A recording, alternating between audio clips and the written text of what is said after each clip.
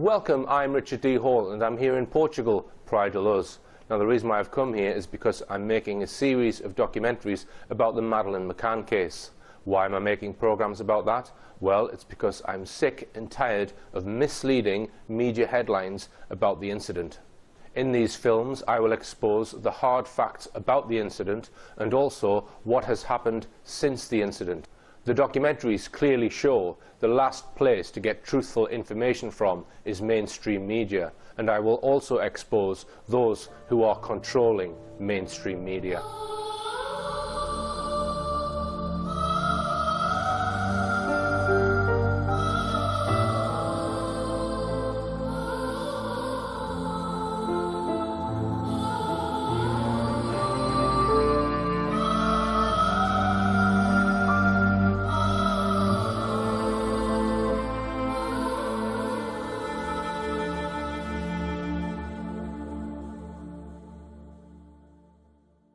To sum up, we have looked at three sets of investigators who were employed by the McCanns to search for Madeleine for the year from September 2007 to September 2008.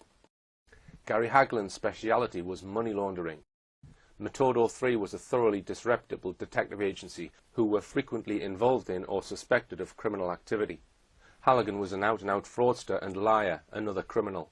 Three Metodo 3 men who worked on the Madeleine McCann case, Francisco Marco, Julian Parabanez and Antonio Gimenez Raso, have all spent time in jail following allegations of criminal activity, one of them, Gimenez Raso, being in jail for 4 years. Kevin Halligan was also jailed for 4 years. None of these agencies or individuals unearthed one single usable fact about who might have taken Madeleine or where she was. Between them, the McCanns probably paid them a total of well over £1.5 million, with absolutely no result. Where is the mainstream media's coverage of these extraordinary facts? Nowhere. This brings us back to the reason why Clarence Mitchell, the head of Tony Blair's media monitoring unit, was appointed to the job of being the head of PR for the McCanns. He once boasted to a Spanish magazine, L'Espresso, "I was the head of the 40-strong Central Office of Information Media Monitoring Unit. My job there was to control what comes out in the media." Enough said, I think. After the McCann team sacked Halligan in August or September 2009, Brian Kennedy turned to two local contacts to head up the McCann team's investigation. One was former Detective Inspector Dave Edgar, who lives in Crewe, just a few miles from Brian Kennedy's mansion. The other was another retired police officer, Arthur Cowley, who lived in a hilltop cottage on Halken Mountain, in Flintshire, North Wales. Their main activity over the next 3 years seemed to have been to promote a series of unlikely stories about who might have abducted Madeleine, which I'll look at in a moment. But first, let's look at yet another deception perpetrated by the McCann team in relation to these men. In truth, they were men local to Brian Kennedy, handpicked by him to work in his investigation office in Knutsford, Cheshire. But Kennedy and the McCann team tried to pass the two men off as heading up an already established and successful private investigation agency. They chose to mislead the press and the general public in thinking that Dave Edgar was the boss of a successful detective agency called Alpha Investigations Group. There was only one problem with this. There was no such detective agency. It was just two men chosen by Kennedy and working completely under his direction. It was not what it seemed. But the McCann team's strategy was brilliantly successful. The mainstream press simply lapped up the misinformation coming from the McCann team's PR men. In a moment I'll explain how this deception was perpetrated, but first let's look at the way mainstream press simply recycled the McCann team's deception over Alpha Investigations Group. One of the first mentions of this bogus Alpha Investigations Group came in the article in the Belfast Telegraph on the 13th of September 2009. And in a parallel article based on the same source in the Independent's Sunday Life magazine.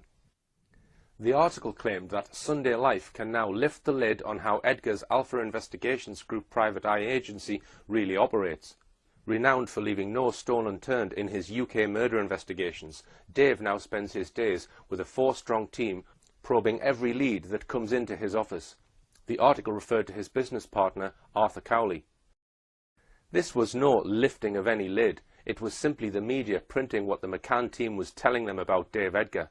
In fact, it is us here at Richplanet TV who are now lifting the lid on this and all the other things about this private investigation that have been deliberately hidden from the public until now. It was, however, back on the 14th of May 2009 that the Daily Mirror first mentioned the bogus Alpha Investigations Group.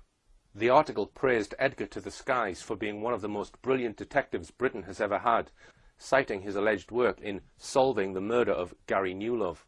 The Mirror then told us that Edgar found himself at the heart of several successful murder investigations in Cheshire, whatever that might mean.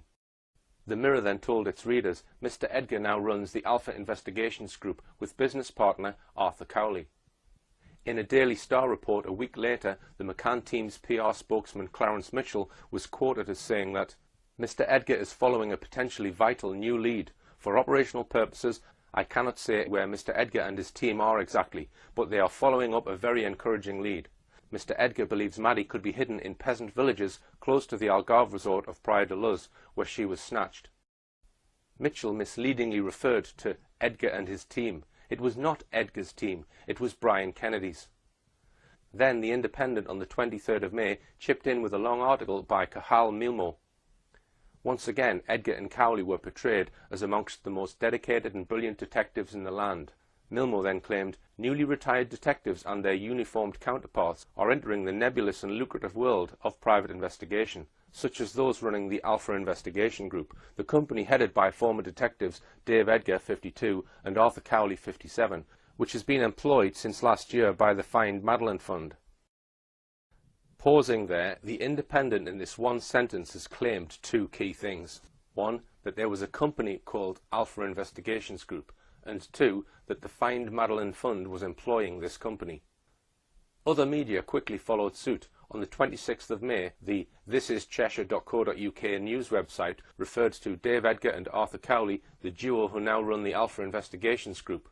The previous day, the Daily Telegraph had claimed on the 25th of May, stating, "The search for Madeleine is now being headed by two retired policemen, Dave Edgar, a former RUC and Cheshire police officer, and Arthur Cowley, previously of Merseyside Police, who run Alpha Investigations Group." One newspaper even referred to a claim that the McCanns have used the company since some time the previous year, i.e. 2008. These claims essentially portrayed Alpha Investigations Group as a long-established, successful private detective agency headed by Dave Edgar. None of it was true, as we shall now see. These are the facts. 1. There never was a company involving Messrs. Edgar and Cowley called Alpha Investigations Group. 2. A company with a similar name was, however, formed several weeks after all these stories appeared in the press. 3. It was called Alpheg, not Alpha Investigations Group, and was formed on the 16th of June 2009, nearly 5 weeks after Alpha Investigations Group received its first public mention in the Mirror. 4. Alpheg was formed as a one-man band company with Cowley as the sole director. 5. The base of Alpheg was not in Cheshire, as claimed in the mainstream media. It was Arthur Cowley's home in the Flintshire Hills. 6. In fact, Edgar and Cowley were operating from Kennedy's office in Knutsford. 7. Dave Edgar, who was portrayed in the mainstream press as the director of this allegedly successful company, in fact had nothing to do with it. He was neither the owner, nor even a director, nor even a shareholder. 8. Alpheg had no employees. 9. Alpheg has never had any presence on the internet. 10. Alpheg had no assets to speak of. 11. There was no evidence that Alpheg had ever traded. 12. Alpheg never had an office. Apart from Edgar and Cowley using Kennedy's Knutsford house, its registered address was Treetops, Pant y Goff, Halcan, Flintshire, CH8 8DH. 13. The company was numbered 069-29397 and incorporated on the 10th of June 2009. 14. Its sole owner was Arthur John Cowley. There is no mention of Dave Edgar being involved with this company at all. We can also demonstrate that the McCann team were actually behind the creation of Cowley's Alpheg company. On the 12th of January 2009, a full 5 months before Cowley's company was registered at Companies House, the domain name alpheg.co.uk was registered by one Andrew Dickman. It turned out that he was a business partner of Brian Kennedy. the Manchester Evening News said on the 21st of May 2007 that a property business owned by shale sharks and Everest double glazing chain tycoon Brian Kennedy has secured a £60 million funding boost for expansion. Patrick Properties was established in 2002 by Mr. Kennedy and Managing Director Andrew Dickman.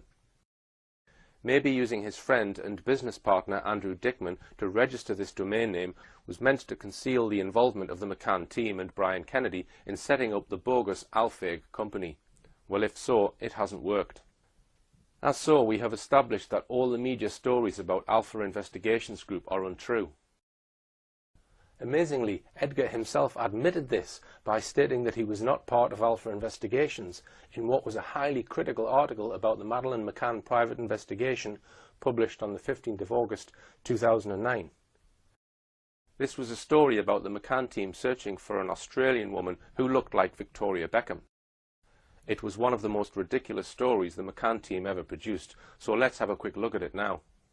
It was, for a start, a story or a lead to which the McCann team attached great importance.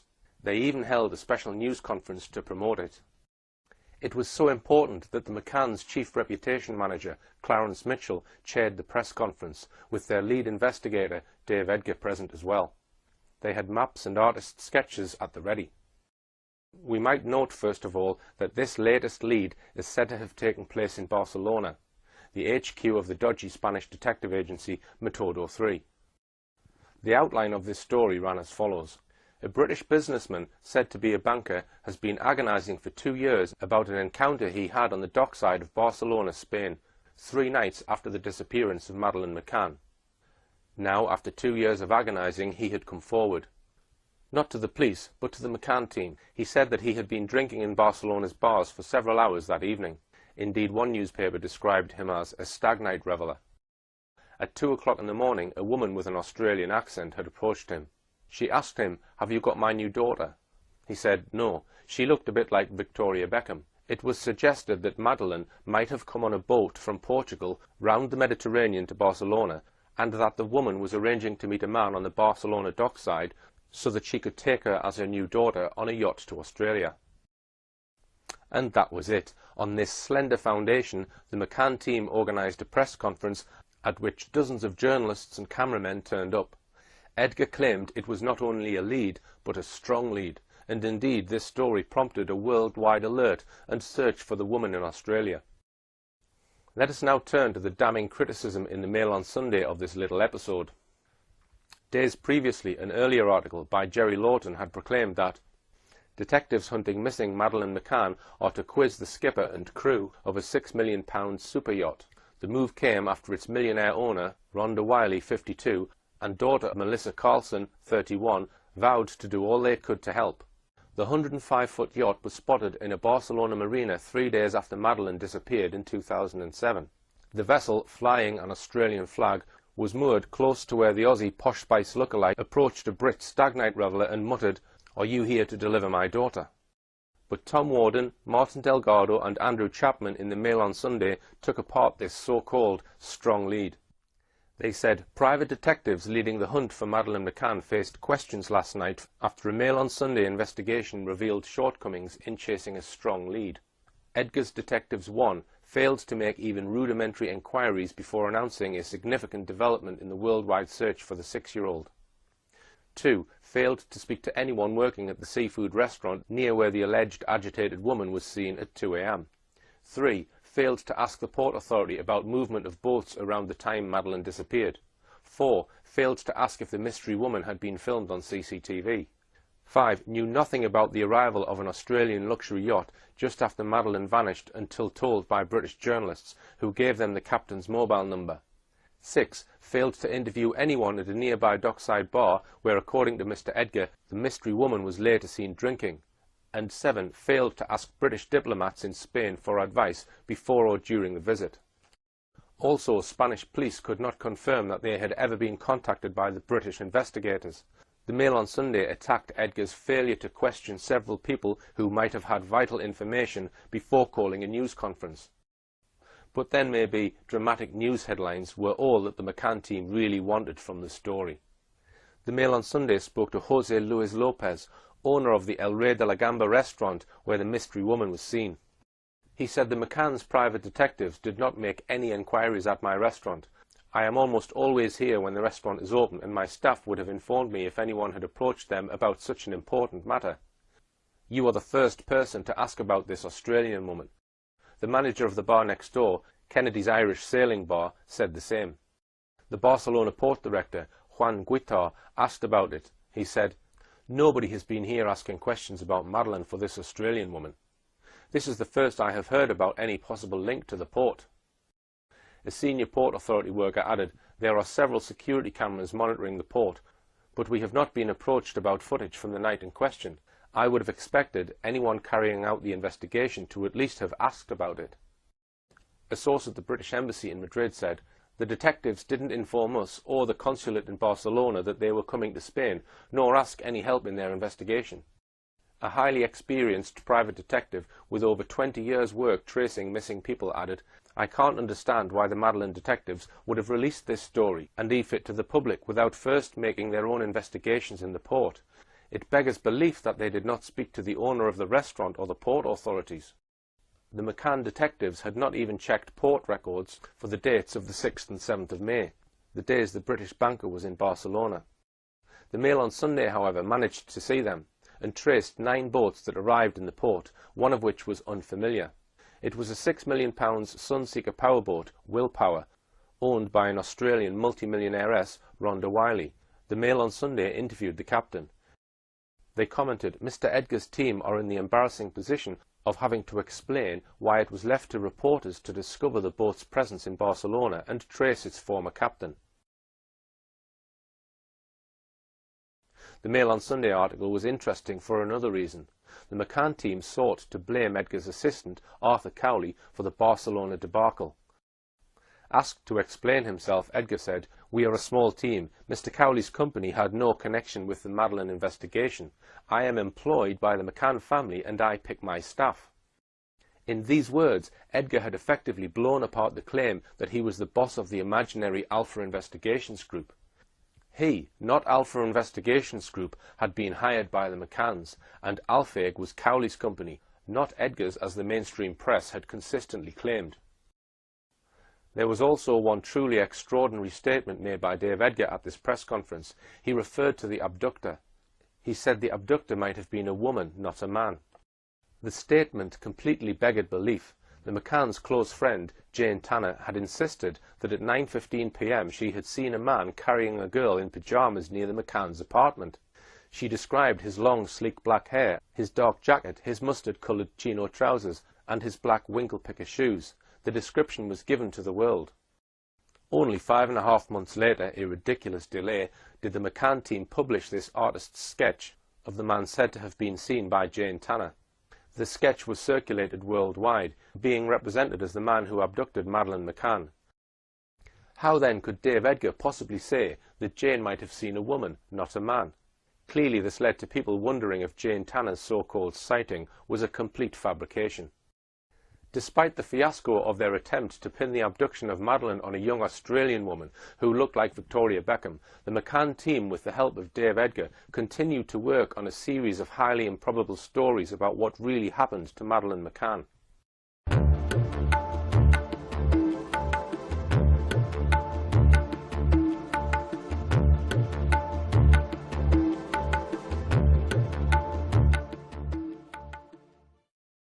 Let's move on to look at just one or two of the unbelievable stories developed by Dave Edgar. One of the angles the McCann team and Dave Edgar focused on was the possibility that Madeleine might be being held in an underground prison lair. This followed some well-publicised, appalling stories of how girls had been kidnapped and held for years before finally gaining freedom. There was the case of Natasha Kampusch, abducted by Wolfgang Pricklepil when 10 years old and held for 8 years before gaining her freedom. Then there was J.C. Lee Dugard, kidnapped by sex offender Philip Craig Garrido when aged 11 and held for 18 years before being freed. Then there was the evil Joseph Fritzl, who had held his daughter Elizabeth captive for 24 years and fathered 7 children by her. More recently, there was the case of the 3 teenage girls held captive in Arizona for 2 years. Although the circumstances of what happened to these girls was very different from what the McCanns say happened to Madeleine, this did not stop Dave Edgar strongly promoting what he said was his sincere conviction that Madeleine was being held in a prison lair in the so-called lawless hills that surrounded the village of Praia-da-Luz, the village where she was reported missing. Despite these repeated claims, the McCann team never devoted any of the millions of pounds donated by the generous British public to make a single inquiry in the area. One storyline developed by the McCann team was to try to suggest that Madeleine was abducted by a notorious British paedophile then living in Germany, Raymond Hewlett. He had, it is true, been staying in a campervan in Portugal, about 30 miles from Praia-da-Luz, at the time Madeleine disappeared, but at the time he was in his late 50s and looked nothing like the man said to have been seen by Jane Tanner, and there were other indications that he could not have carried out the abduction. Hewlett died in December 2009, but that did not stop another attempt in which the McCann team were clearly deeply involved to bring his name into the search for Madeleine. Other newspapers quickly recycled the story on their front pages. "I know who took Madeleine McCann, deathbed letter from paedophile suspect makes abduction clue claim." A paedophile suspected of being involved in the disappearance of Madeleine McCann confessed to knowing what happened to the little girl on his deathbed, it has been claimed. Raymond Hewlett wrote to his estranged son denying he played a part in the 3-year-old's abduction, but claimed he knew she had been stolen to order by a gypsy gang. Cancer sufferer Hewlett, who has a record of raping and abducting children, had previously claimed to have seen the missing toddler twice before she vanished in 2007. The story was literally incredible. It featured Wayne Hewlett, a builder from Telford, the long-time estranged son of Raymond Hewlett. Raymond Hewlett had been convicted of a string of sex offences, and his son Wayne had disowned him over 20 years previously. But the son solemnly told us in an exclusive, Hewlett, whilst dying on his deathbed in a hospital in Aachen, Germany, had written his son a letter giving information about what really happened to Madeleine McCann. Hewlett told the son that a mystery man had brought this letter all the way from Germany. No one has yet volunteered who this so-called mystery man might be. The letter, so it is claimed, said the man years ago, Wayne's father, had been sitting around a gypsy campfire drinking with a gypsy gang leader. The letter gave the name of the gypsy gang leader and said that the gang leader had admitted to Hewlett that members of his gang had stolen Madeleine to order on behalf of a wealthy North African family who wanted a young white girl in their family. One would think that any responsible person would have immediately contacted their local police station and handed them the letter allegedly containing the name of this gypsy gang leader. Instead, Wayne said that he had become emotional about it and burnt it. Having burnt it, he later decided to tell the McCann team, or the son, about the story. We can't be sure which came first, but what we can be sure about is that the McCann team and the son cooperated once again to put this story on their front page on the 1st of September 2010.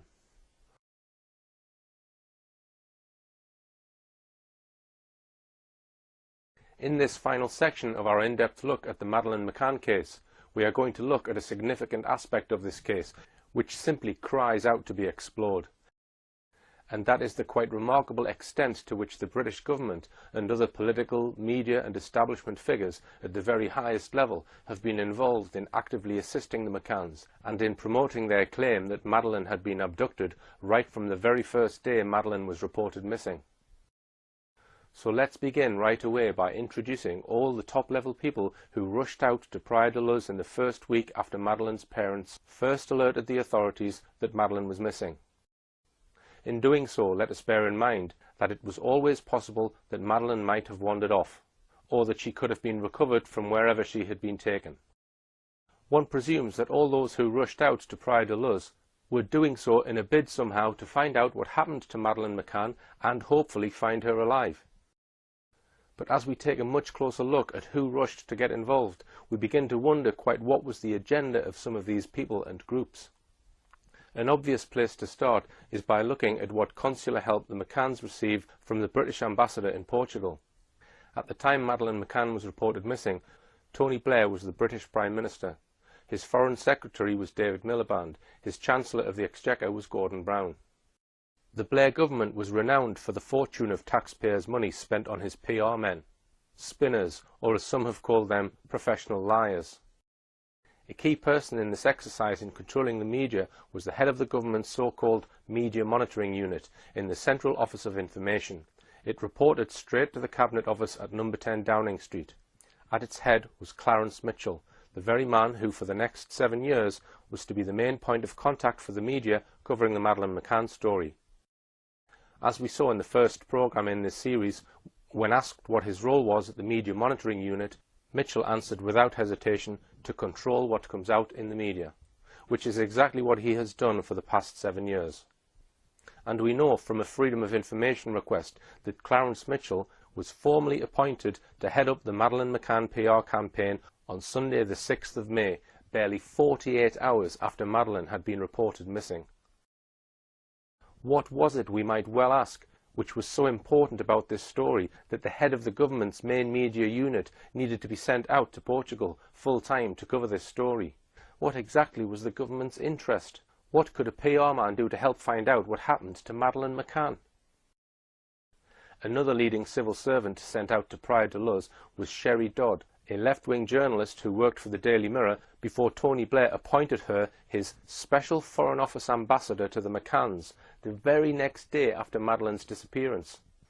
That now makes 2 very high-up civil servants dispatched to Portugal within 48 hours. It was described in some media as unprecedented. Dodd had been a long-serving senior spokeswoman for the government. The Foreign and Commonwealth Office announced that she was being deployed as the press officer responsible to act as media liaison officer for the McCann family. She flew out immediately to be at the McCann's side for press conferences and to attend police interviews. Her instructions, so far as the public were concerned, were to offer every possible consular assistance to the McCanns. But it seems clear that right from the start her instructions were to do a lot more than that. Because of an international British government letter leaked to a Belgian newspaper, Le Dernier Heure, this is what the Belgian newspaper informed its readers.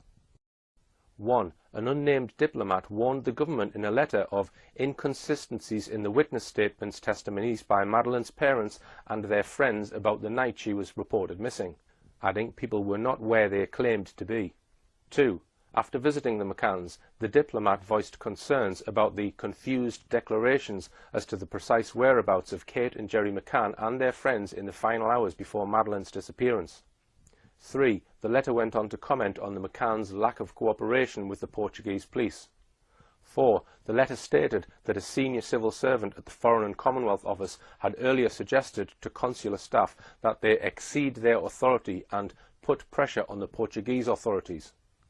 5. The Foreign and Commonwealth Office in London had commanded that British embassy staff give all possible assistance to the McCann couple. 6. Diplomats were told the McCanns must be accompanied at all times during any contact with the Portuguese police by either A member of consular staff, or B, by British police officers sent out from the UK. We will come to the nature of the British police sent out to Portugal in a moment. 7. The author of the letter warned London of the risks of siding with the McCanns as completely as had been demanded. It said, "With the greatest respect, I would like to make you aware of the risks and implications to our relationship with the Portuguese authorities if you consider the possible involvement of the couple. Please confirm to me, in the light of these concerns, that we want to continue to be closely involved in the case as was requested in your previous message." None of the contents of this explosive report from a British diplomat have ever been mentioned in the British press. We cannot be sure who was the author of this damning report, but all indications suggest that it was the senior Foreign Office civil servant we mentioned just now, Sherry Dodd. We do know on the record that Sherry Dodd's work in Portugal came to a sudden end on the 17th of May 2007, just a fortnight after Madeleine's disappearance. The indications are that Sherry Dodd compiled her damning letter within a day or two of her arrival in Portugal. She seems to have been the one person in the entire British government who was bold enough to express any doubt about the McCann's claim that Madeleine had been abducted.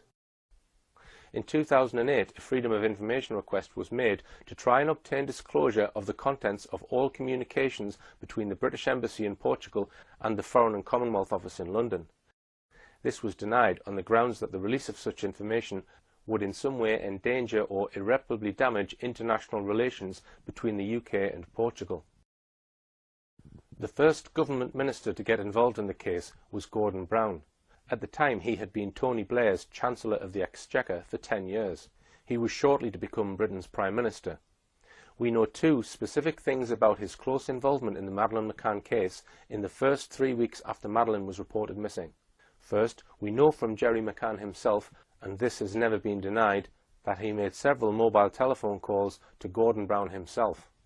Don't you agree that there were a lot of details that in a certain way contribute to people to doubt of you? For example, when you went to the Vatican so quickly, all the contacts that you've made. Can I ask you, Gerry, if you personally know Mr. Gordon Brown, the Prime Minister? No, and besides, we've never met Gordon Brown. We've spoken to him once on the phone, several weeks after Madeleine was abducted.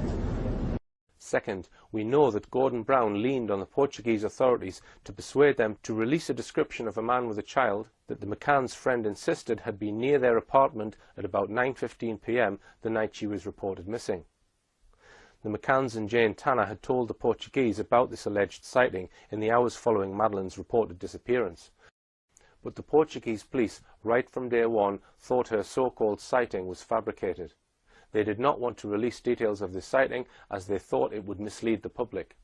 However, it is known that Gordon Brown spoke on the telephone to the Portuguese authorities, demanding that they allow Jane Tanner's sighting to be reported and asking for the public's help in identifying the suspect. And so it was on the 25th of May 2007, over 3 weeks after Madeleine had been reported missing, that Gerry McCann and his PR spokesman Clarence Mitchell summoned the world's press to make this announcement. The Portuguese police later released the same description, but in a very low-key announcement. The McCanns had got their announcement, but no artist's sketch or e-fit accompanied Gerry McCann's description. That was partly because Jane Tanner said she had seen the man sideways on and didn't see his face. It was also dark at that time, 9:15 p.m. It was an almost unbelievable 5.5 months later that the McCann team did produce an artist's sketch, and this was it. It was hard to know what good this would do so long after the event, and without a face. When the sketch was eventually released, the British press obligingly and uncritically published it on all the front pages.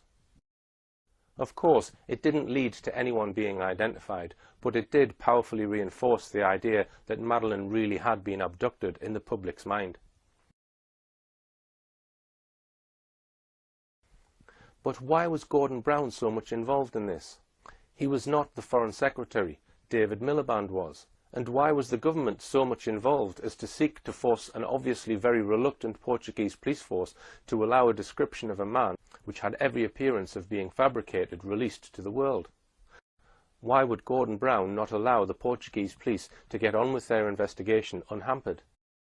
As we shall see a bit later, Gordon Brown got even more involved when he became Prime Minister. Tony Blair resigned as Prime Minister on the 27th of June 2007 to make way for Gordon Brown. But he and his wife Sherry were in direct touch with Gerry and Kate McCann. In fact, as Kate McCann relates on pages 118 and 119 of her book, she took a call from Sherry Blair at about 5 p.m. on Tuesday the 8th of May, just 5 days after Madeleine's disappearance. According to Kate, Sherry Blair said it was amazing but encouraging that Madeleine was still the first topic on the news every night. Sherry Blair also put her in touch with the controversial founder of Parents and Abducted Children, Lady Catherine Meyer. It was less than 48 hours after this conversation that on the 10th of May 2007, Tony Blair announced that he would resign as Prime Minister the following month.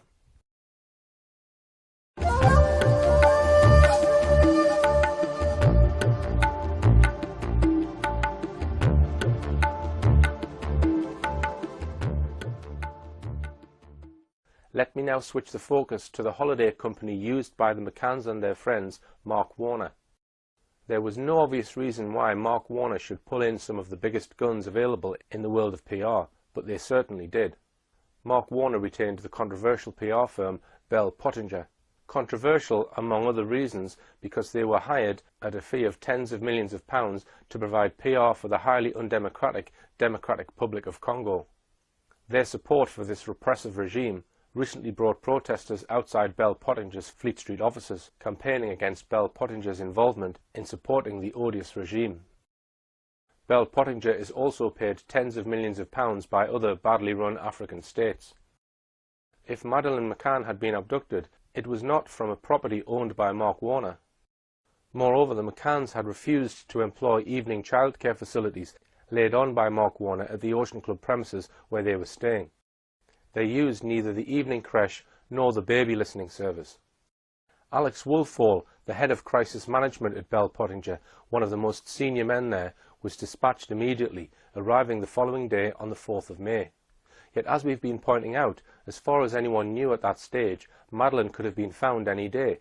How exactly the presence of the head of crisis management at Bell Pottinger could help in the police search for Madeleine is not clear at all. One of the strangest things about this involvement is that no sooner had he arrived in Praia de Luz than he got hold of the McCann's cameras and began an immediate search for what was on them. He did so together with the McCann's relative from Skipton, Michael Wright. Quite why he did that is uncertain. One of the leading mysteries in the case is why the so-called last photo produced by the McCanns, allegedly taken at precisely 2:29 p.m. on the day Madeleine was reported missing, was not produced until a full 3 weeks later. Why, if it was on the camera on the 3rd of May, was it not released for 3 weeks? Why, in fact, did the head of crisis management at the powerful media relations firm of Bell Pottinger need to look at the McCann's camera at all? In her book, Madeleine, Kate McCann gives an interesting, if selective, account of the events leading to Jerry McCann's emotional statement to the media at 10 p.m. on the day after Madeleine's reported disappearance. What is interesting is the sheer volume of important people milling around the McCanns by 5 p.m. on the 4th of May, just 19 hours after the McCanns had first reported her missing, and just 8 to 9 hours after the first news reports went out on Sky News, the BBC and ITV. Helpfully, she lists some of them. Alex Woodfall, head of crisis management, Bell Pottinger public relations firm. Top staff from Mark Warner in Portugal, John Hill, Ocean Club manager, Emma Knights and Craig Mayhew. The British ambassador to Portugal, John Buck. British Embassy press officer, Andy Bowes. The British consul for Lisbon, Liz Dow. The local British consul, Bill Henderson, with a colleague, Angela Morado. Alan Pike, a trauma psychologist from the Centre of Crisis Psychology in Skipton, North Yorkshire. Some of the McCann's relatives had already arrived, Kate's mother and father and her aunt Nora, who had cancelled a flight back to Canada where she lived so as to be able to fly out to Portugal. So far as support from the British Embassy was concerned, the support and level of backup in respect of a child who had been reported missing just a few hours ago was totally unprecedented. Why did so many of them need to be there? In addition to all the many people we've already mentioned, we need to look at the involvement of the British security services, an aspect which has rarely been mentioned in the British mainstream press, about which the government has been singularly evasive. Two men from CRG had discussions with the McCanns and were certainly there within days, despite Dr. Gerald McCann saying in late May to a TV interviewer that they had no plans to employ private investigators. They were Kenneth Farrow and Michael Keenan. Mr. Farrow is the ex-head of the Economic Crime Unit in the City of London Police, and Mr. Keenan an ex-superintendent in the Metropolitan Police with specialist fraud and investigative experience. The McCanns were asked if now that they had already netted £300,000 in their No Stone Unturned fund, they would use any of that money for private investigators. Jerry McCann responded, "The advice we have received is that private investigators will not help at the moment." Despite this clear claim, a private investigation agency known as Control Risks Group announced in September that they had been helping the McCanns since May and were in regular contact with them throughout.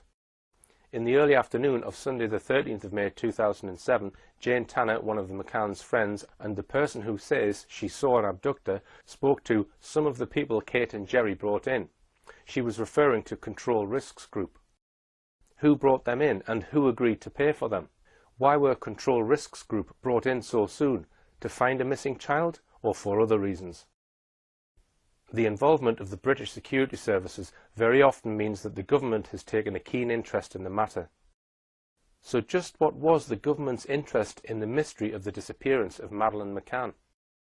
Now we come to yet another government agency which was involved from day one, the Child Exploitation and Online Protection Agency, or CEOP. This was an agency dedicated to the protection of children, especially from child sexual abuse, online grooming and child trafficking.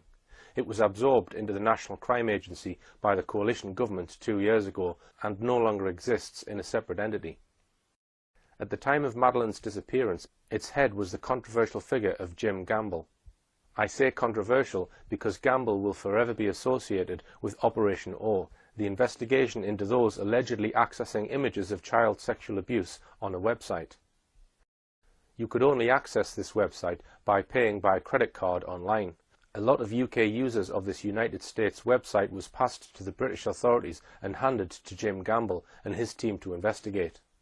Let's just go to Wikipedia and see what they have to say about Operation O and about its head, Jim Gamble.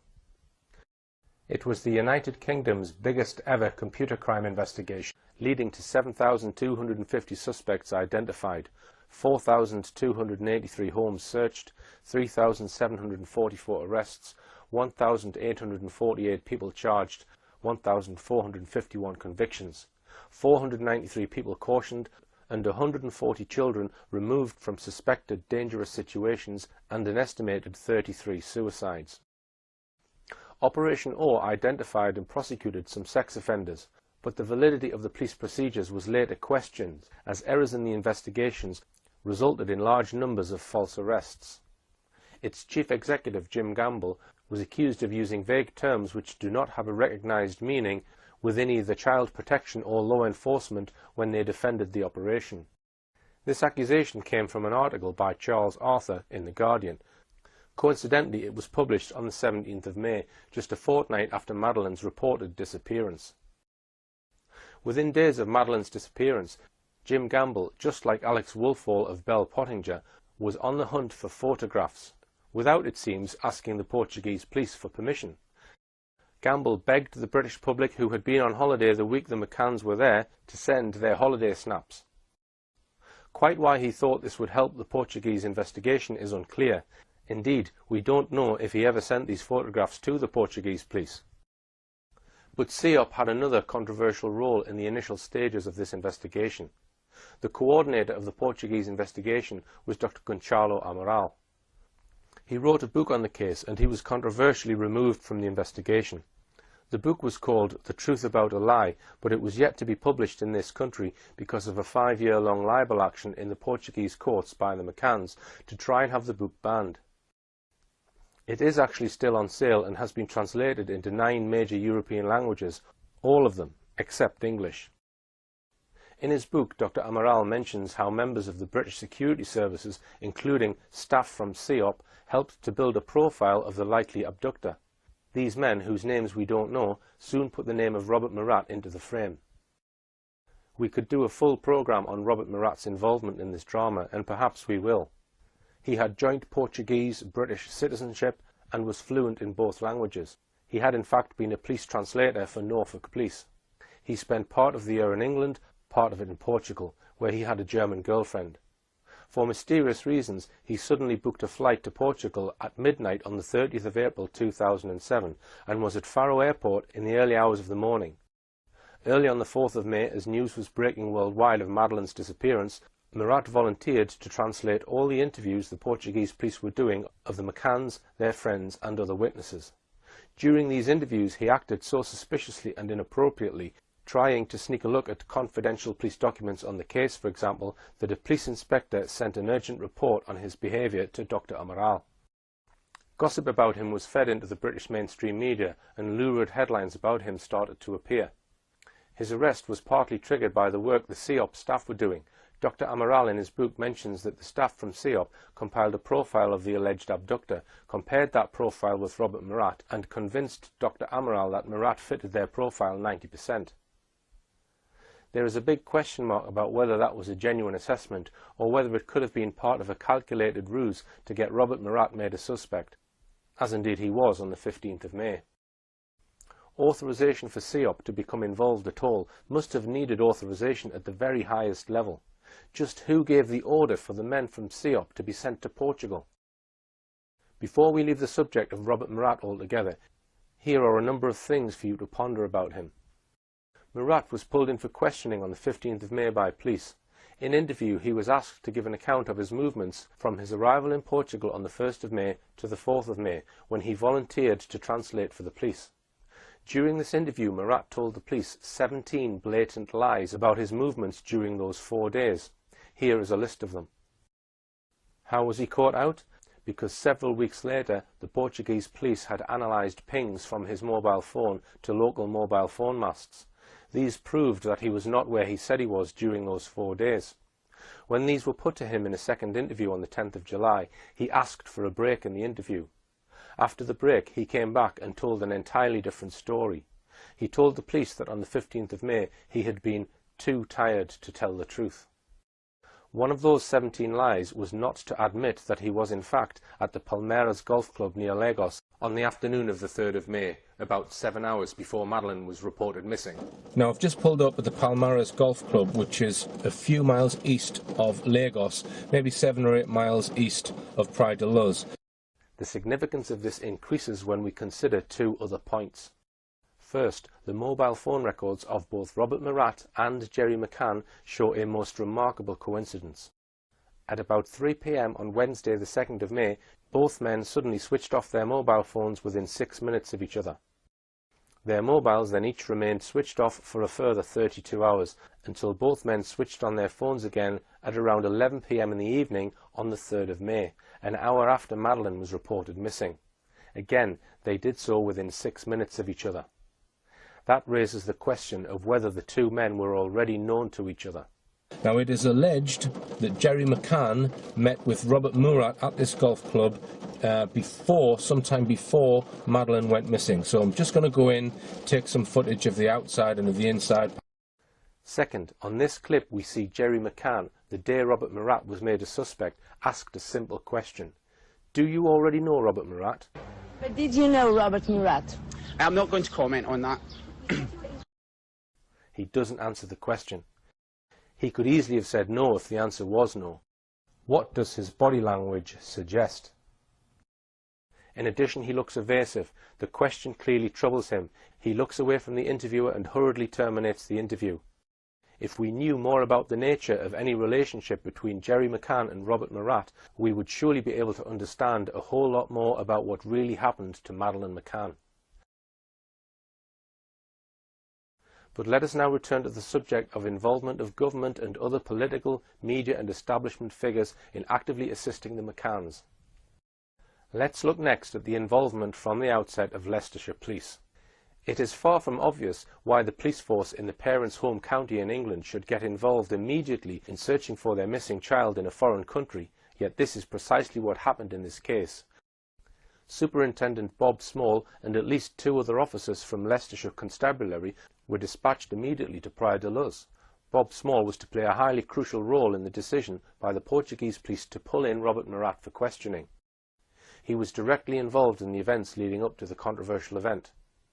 It was on Sunday the 13th of May, 10 days after Madeleine's reported disappearance, that Jane Tanner was asked to take part in an identity parade to see if she could identify the person she had seen carrying a child on the evening of the 3rd of May. Significantly, before taking part in this exercise, she spoke to Superintendent Bob Small. Jane Tanner was asked by the police to sit in an unmarked police van with a 2-way mirror. She could see out of the window perfectly, while those on the outside could not see what was within. It was arranged for a number of people to walk past the van, including Robert Murat, who now was at least a potential suspect. As Robert Murat walked past the unmarked police van, Jane Tanner became adamant to the police that he was the very man she'd seen walking near the McCann's apartment 10 days ago. Within 48 hours of Murat being made a suspect, 3 of the McCann's Tapas 7 friends visited the Portuguese police, saying they were sure they had seen him hanging around the Ocean Club around 11 p.m. on the day Madeleine was reported missing. Thus, 4 of the group were pointing the finger at Robert Murat. Why did they do this? Were they telling the truth? We can answer that in part by pointing out by the end of the year, all 4 of them were once again singing from the same hymn sheet. But this time each one of them said that they had made a mistake and it wasn't Murat they'd seen. But these deep mysteries about Robert Murat will have to wait for another programme. So let's now look at another couple of people sent out on day 1 to help find Madeleine, or perhaps for some other purpose. They were Alan Pike and Martin Alderton, from a shadowy group called the Centre of Crisis Psychology, CCP. As their name suggests, their claimed speciality was to offer counselling to people in trauma following some kind of disaster. These two counsellors were apparently brought in and paid for by Mark Warner, the company who arranged the holiday for the McCanns and their friends. A Yorkshire newspaper, the Craven Herald, reported on Monday the 14th of May as follows. The two specialist trauma counsellors from Skipton have flown out to Portugal to help the devastated parents of missing 4-year-old Madeleine McCann. Consultants Alan Pike and Martin Alderton from the Centre of Crisis Psychology, based at Broughton Hall, have been by the side of Jerry and Kate McCann since their daughter Madeleine was abducted. The two experts were appointed by Mark Warner, the company which manages the resort, to assist Mr. and Mrs. McCann, both 38, on how to best deal with the stress and trauma of their terrible ordeal. Mr. Pike, who is leading the team, flew over to the resort with Mark Warner Managing Director David Hopkins the day after Madeleine disappeared. Once again, the sheer speed which these people rushed out to Praia Luz has to be questioned. The first news that Madeleine was missing came out at breakfast time on Friday the 4th of May. Yet by the end of the day, the managing director of Mark Warner and two people from a crisis counselling group had booked a flight, booked accommodation in Portugal and boarded a plane to Faro. It turned out that CCP had a very close relationship with the government, having been used by the government in a number of major disasters across the country. A Mark Warner spokesman said that CCP came highly recommended by industry partners and have been known to us for some time. Their experience in dealing with a variety of incidents is second to none. The Craven Herald said that Alan Pike has been involved in consulting with companies following road traffic accidents, personal attacks, terrorist bombings, shootings, robberies, drowning and staff bereavement. It was an impressive list. Amongst others to have used CCP was entrepreneur Richard Branson. Before the month of May was out, even the Pope was roped in to support the McCanns. This was on Wednesday the 30th of May, less than 4 weeks after Madeleine had been reported missing. The Pope blessed a photograph of Madeleine. There was worldwide coverage of this event. Such a high-profile event had clearly been planned well in advance, and it had been achieved by the work of the government-appointed Media Relations Officer for the McCanns, Clarence Mitchell. He didn't actually fly out to Praia Luz until the 22nd of May, 8 days before the McCanns' visit to the Pope. But we can be sure that he will have arranged this event well before then. Indeed, Mitchell openly boasted in a TV interview that it was he who had arranged the McCanns to visit the Pope, simply by asking the then Roman Catholic Archbishop of Westminster, Cormac Murphy O'Connor. Clearly, as the head of the government's media machine, Clarence Mitchell would have contacts with the most powerful people in the land, and without doubt, Cormac Murphy O'Connor was certainly one of those. The Pope's support for the McCanns extended to prominently publishing on the Vatican website the McCanns' appeal for people to look for Madeleine. However, the Vatican has one of the best intelligence networks in the world, and just 48 hours before the McCanns were pulled in for questioning, the Pope deleted the page from his website. No doubt a Portuguese Catholic had tipped off the Vatican that the McCanns were about to be made suspects. In her book, Kate McCann praised Alan Pike to the skies. The effect our conversation with Alan had on us was truly amazing. To say it helped would be a gross understatement. Alan was and remains a saviour.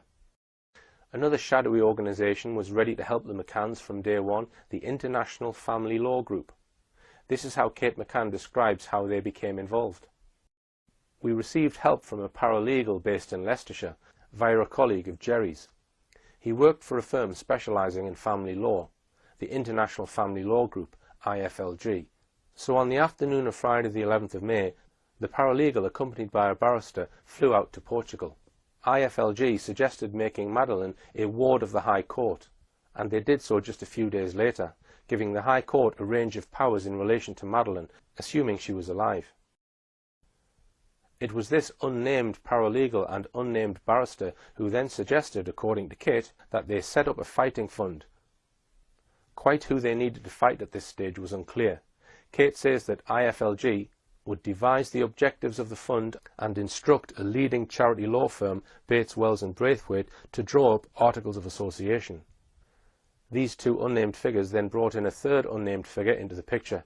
Again, let's hear about this in Kate's own words. At the last two meetings with IFLG, the barrister and legal assistant were joined by a consultant called Hugh, whose profession was not at first explained, "Just call me Hugh," he said enigmatically. It transpired that he was a former intelligence officer, now a kidnap negotiator and counsellor. We were told that an anonymous but evidently very generous donor had set aside a considerable sum of money for us to put towards hiring a private investigation company if we wished. Hugh had been brought in by a firm called Control Risks Group, which was primed to help. The company is an independent special risk company. Their main line is corporate security.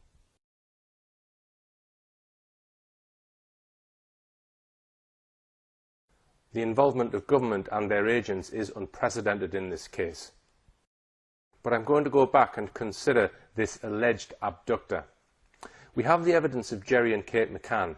Jerry says he saw Madeleine alive when he did his check on the children at around 9:05 to 9:10 p.m. that evening. Then, so it is claimed, Kate McCann discovered Madeleine missing from her bed when she did her check at around 10 p.m. She maintained many times that she knew instantly that Madeleine had been abducted. We know that the McCann's friends, the so-called Tapas 7, generally back up the McCann's story of an abductor. But apart from them, what actual independent or forensic evidence do we have of an abductor? Is there any forensic evidence? Footprints, fingerprints, hairs, clothing fibres, DNA, anything in fact? Absolutely none.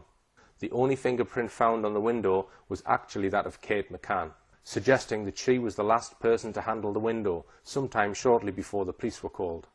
So did anyone hear this mystery abductor, maybe lifting shutters, entering or fleeing the building, the noise of a child, anything at all in fact? Again, absolutely nothing. Did anyone see someone who could have been an abductor? Yes is the answer to that one. 2 sightings of a man carrying a child were reported. One was by the McCann's close friend, Jane Tanner, who says she saw a man carrying a child close to the McCann's apartment at around 9:15 p.m. that evening. The other one was a claim by members of an Irish family that they saw a man carrying a child in a different part of the village at about 10 p.m. There are serious question marks over both of these alleged sightings.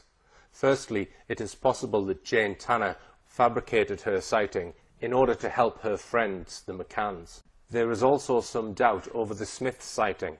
This is because they did not report it until a full 12 days after Madeleine had been reported missing. This 12-day period might be significant when one considers that Martin Smith, who reported the sighting, was friends with Robert Murat. The sighting was reported shortly after Robert Murat was arrested, 12 days after the disappearance. We could add a lot more detail on these 2 sightings and why there are serious question marks over them. But we'll leave that for another show. There are many more aspects to this case that we haven't covered, but hopefully we've given you a broad understanding of the facts behind this case. Many of you will be wanting a clear answer as to what most likely happened to Madeleine McCann. Unfortunately, we can't give you this. In this final part of my films on the Madeleine McCann case, we've seen the heavy hand of government involvement right from day one. We've examined the involvement of the security services and of shadowy agencies like Control Risks Group and the Centre for Crisis Psychology with their obvious close contacts with the government. When we looked at Gary Hagland, we saw how he contacted one of his old friends in MI6. It's also become clear to me how far MI5 have been involved in this case, though this has never been adequately covered in the mainstream press. The original investigator in the case, Gonçalo Amaral, spoke in his book of the active involvement of MI5 in meetings in Portugal during the first few days of his investigation. We mentioned the vital evidence of police sniffer dog handler Martin Grime. He told Gonçalo Amaral that on his way back to England he was intercepted by a member of MI5 at Faro Airport. Most likely the MI5 officer wanted Grime to brief him about what he and his dogs had detected in Praia de Luz. We looked at the employment of Kevin Halligan and Oakley International. Halligan employed the services of 2 men, Henry Exton and Tim Craig Harvey. Exton obtained a Queen's Police Medal for his work in the Ministry of Defence, was awarded an OBE, and, most significantly of all, was the head of covert intelligence for MI5. The McCann spokesman himself boasted in 2008 that all these men were top ex-MI5 men. So without a shadow of a doubt, MI5 was involved, heavily involved, in the government support operation on behalf of the McCanns? There's one obvious question. Why? Was it just because the McCanns or the McCanns' friends had connections with people in high places? Was it because the British government was perhaps concerned about the reputation of Britons abroad? Or could it have been something else? Let's just highlight one of the dubious activities of the intelligence agencies, highlighted by former London Mayor Ken Livingstone.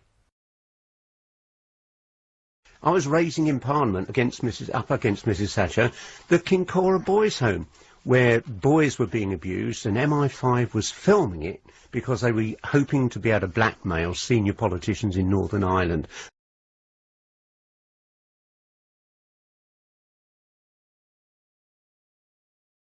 We believe there are certain secrets concerning the activities of the intelligence agencies which cannot come out. They cannot be brought forward into a court.